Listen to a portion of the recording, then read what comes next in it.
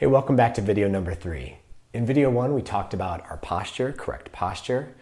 In video 2, we talked about getting our own attention and holding it through tuning in with the breath. And now we're going to move into directing our attention and holding our attention. So let's talk about a quick little exercise. I want you to quickly tense your right arm. All right, you're sending some energy there, tense it up. Hold it, tighten it up a little bit more intense, more intense. Now release. Do the same thing with the left leg. Tensing, tensing, tensing. More intensity, hold it. Now release. And now I want you to put all your focus and thought on your left ear. Thinking about your left ear, what does it look like? Why am I thinking about my ear? Do I have any feeling in my ear? Is it numb? Left ear, focus on it. All right, now release your focus. Bring it back to me.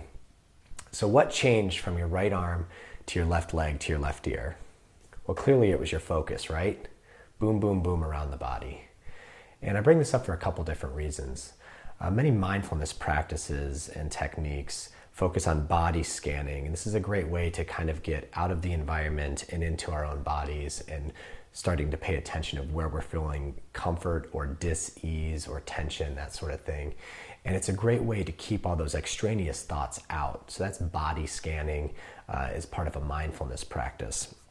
But in terms of the tensing exercise I had you do, that is something I've found very useful in developing my own meditation habit over the years. The lineage of gurus that I study for Kriya Yoga, they recommend these 38 energization exercises before you're even ready for meditation. So before I sit for an hour in meditation, I'll do these 36 different tensing exercises. And what do those exercises do? I'm not going to make you do those, by the way. But what do those exercises do?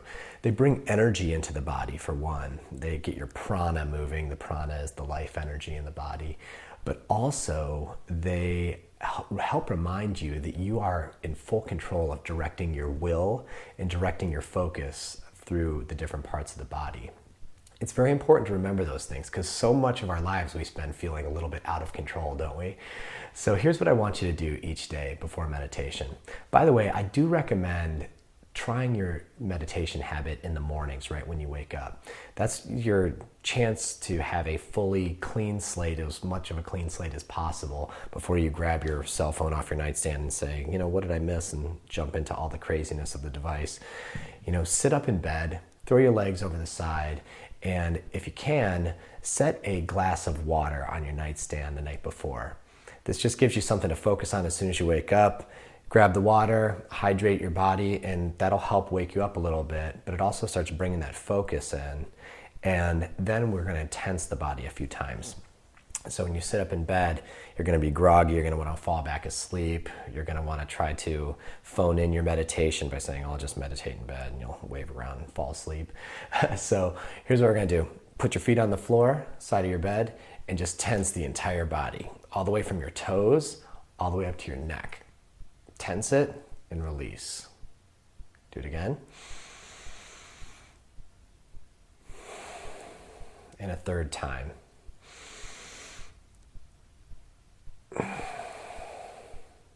And just that simple act of tensing the entire body while breathing in and out 3 times, plus the glass of water, is a great way to wake up this physical apparatus we walk around in and get you prepared to move to the cushion for some productive meditation time. So keep that in mind. All right, so directing our attention. Let's think about when we're sitting on our cushion here, we're getting ready to meditate, where are we going to put our thoughts so to give us the best possible chance of keeping or trying to maintain a clear white screen on our mental palette? Well, there's a few different things we could do. We talked about checkpoints. So I gave you kind of the physical focus of the eyes, the tongue, the spine, and the hands. So you could keep your internal thought focus around those 4 checkpoints. That's something great to focus on. Another visualization you could do is something I mentioned in the earlier videos, which is that IMAX screen or that IMAX theater exercise. It's a visualization. And we could try that for 2 minutes together here. But this really served me well for about 10 years. A woman I met on an airplane gave me that visualization. It really stuck with me because I like the idea that The goal is to try to maintain as much as possible, knowing it's not going to be perfect, but trying to maintain that clear white screen. So the visualization was you're sitting in an empty IMAX theater, middle seat, middle row, beautiful white screen wraps all the way around your periphery sideways and all the way up horizontally and vertically. And the goal is to just keep that screen white for the 2 minutes. But knowing how things work, you will have thoughts and different urgencies and issues pop up on your screen and try to take your attention.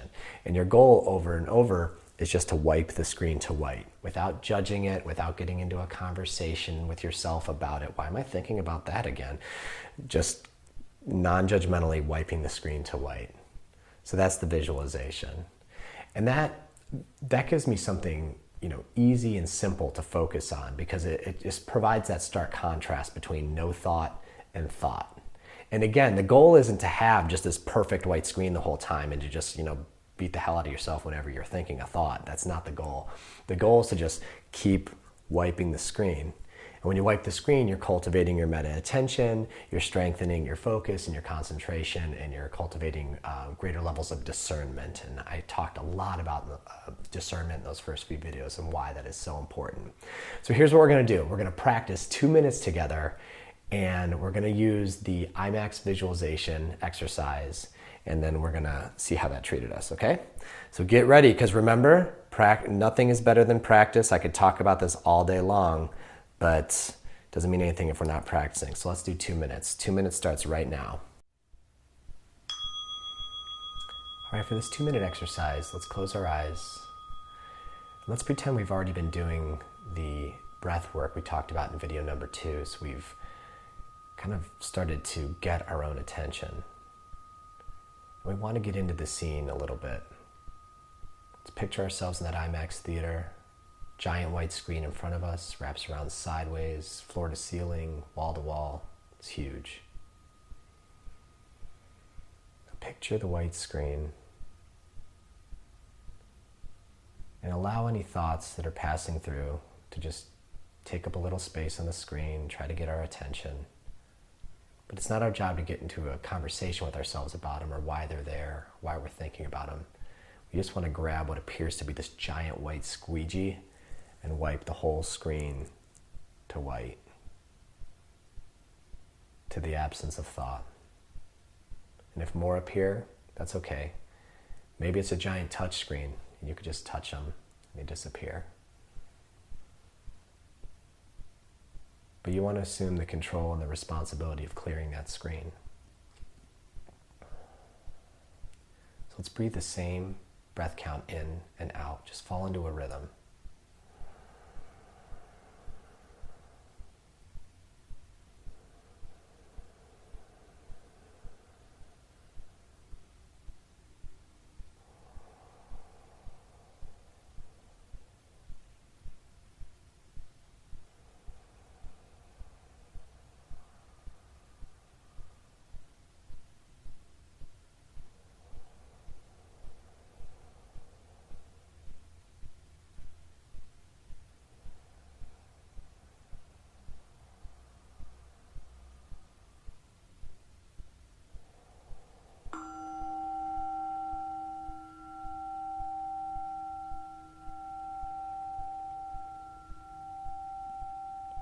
It's a pretty quick 2 minutes, right?